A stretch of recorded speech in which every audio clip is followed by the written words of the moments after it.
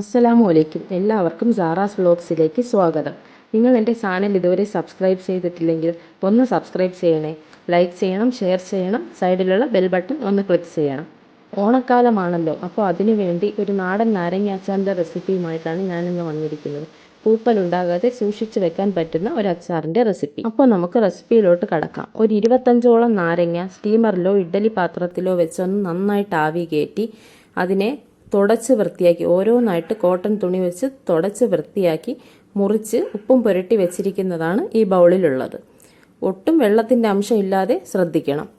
ഇനി ഒരു 2 തുടം വെളുത്തുള്ളി തൊലി കളഞ്ഞത്, ഒരു മീഡിയം പീസ് ഇഞ്ചി കൊത്തി അരിഞ്ഞത്, 20ഓളം കാന്താരി മുളക്, പച്ചമുളക് വേണമെങ്കിലും എടുക്കാം, ഉലുവ ജീരകം വറുത്ത് പൊടിച്ചത് 1 ടീസ്പൂൺ, 1 ടീസ്പൂൺ കായപ്പൊടി, 3 ടീസ്പൂൺ മുളക് പൊടി, 1/2 ടീസ്പൂൺ മഞ്ഞൾപ്പൊടി, 100 മില്ലി നല്ലെണ്ണ, 1/2 കപ്പ് വിനാഗിരി തിളപ്പിച്ചത്. ഇത്രയാണ് വേണ്ടത്. അപ്പോൾ നമുക്കൊരു പാൻ അടുപ്പത്ത് വെച്ച് നല്ലെണ്ണ ഒഴിച്ച് കൊടുക്കാം. നല്ലെണ്ണ ചൂടാകുമ്പോൾ അതിലേക്ക് കടുക് പൊട്ടിക്കാം. കടുക് പൊട്ടി തുടങ്ങുമ്പോൾ നമുക്ക് കറിവേപ്പില ചേർത്ത് കൊടുക്കാം.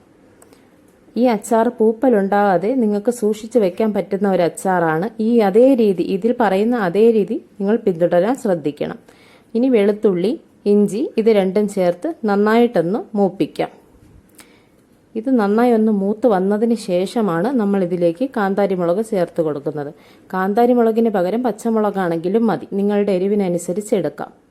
പച്ചമുളക് ഇട്ട് നന്നായി ഒന്ന് ഇളക്കിയതിന് ശേഷം നമുക്കിതിലോട്ട് പൊടികൾ ചേർത്ത് കൊടുക്കാം. പൊടികൾ ചേർത്ത് ഒന്ന് മൂപ്പിച്ച് അതിൻ്റെ പച്ചമണം ഒന്ന് മാറിക്കഴിഞ്ഞതിന് ശേഷം നമുക്കിതിലേക്ക് നാരങ്ങയിട്ട് നന്നായി ഒന്ന് മിക്സ് ചെയ്യാം. അപ്പോൾ ഈ അച്ചാറിന് ഉപയോഗിക്കുന്ന എല്ലാ ഇൻഗ്രീഡിയൻസും നല്ല ഡ്രൈ ആയിരിക്കാൻ പ്രത്യേകം ശ്രദ്ധിക്കണം. വെള്ളത്തിൻ്റെ അംശം ഉണ്ടാകരുത്. അതാണ് പൂപ്പൽ ഉണ്ടാകാതിരിക്കാൻ ചെയ്യുന്ന ഒരു മാർഗം. അപ്പോൾ ഇതിനെ നമുക്ക് നന്നായിട്ട് ഒന്ന് മിക്സ് ചെയ്ത് കൊടുക്കാം. നാരങ്ങയിൽ നന്നായിട്ട് മസാല പിടിക്കുന്ന പോലെ നല്ലപോലെ ഇളക്കി യോജിപ്പിച്ച് കൊടുക്കാം.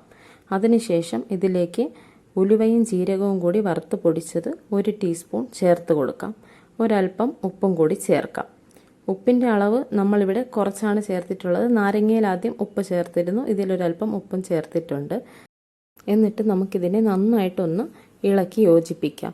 ഇനി ഇതിലേക്ക് പൂപ്പൽ ഉണ്ടാകാതിരിക്കാൻ ചെയ്യുന്ന അടുത്ത മാർഗ്ഗം എന്താണെന്ന് വെച്ചാൽ 1/2 കപ്പ് വിനാഗിരി നന്നായി തിളപ്പിക്കണം.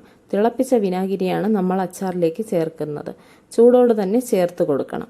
അപ്പോൾ നമ്മൾ തിളപ്പിച്ച് വെച്ചിരിക്കുന്ന വിനാഗിരി ഈ അച്ചാറിലേക്ക് ചേർത്ത് കൊടുക്കുകയാണ്. ഇനി ഇതിനെ നന്നായിട്ടൊന്ന് യോജിപ്പിക്കാം. ഇനി 1 ടീസ്പൂൺ പഞ്ചസാര കൂടെ നമുക്ക് ചേർക്കാം. ടേസ്റ്റ് ഒന്ന് ബാലൻസ് ചെയ്യുന്നതിന് വേണ്ടിയിട്ടാണ് പഞ്ചസാര ചേർക്കുന്നത്. അപ്പോൾ പഞ്ചസാരയും ചേർത്ത് നമുക്ക് ഇതിനെ നന്നായിട്ട് ഒന്നുകൂടെ ഒന്ന് മിക്സ് ചെയ്യാം. അപ്പോൾ നമ്മുടെ അച്ചാർ ഇവിടെ റെഡി ആയിട്ടുണ്ട്. അപ്പോൾ നിങ്ങൾ എല്ലാവരും ഈ റെസിപ്പി ഒന്ന് ട്രൈ ചെയ്ത് നോക്കണം. നിങ്ങൾക്ക് എൻ്റെ വീഡിയോ ഇഷ്ടമായിട്ടുണ്ടെങ്കിൽ എൻ്റെ ചാനൽ ഒന്ന് സബ്സ്ക്രൈബ് ചെയ്യണം, ലൈക്ക് ചെയ്യണം, ഷെയർ ചെയ്യണം. ഇനി ഒരു വീഡിയോയുമായിട്ട് കാണുന്നവരേക്കും ബായ്. അസ്സലാമു അലൈക്കും.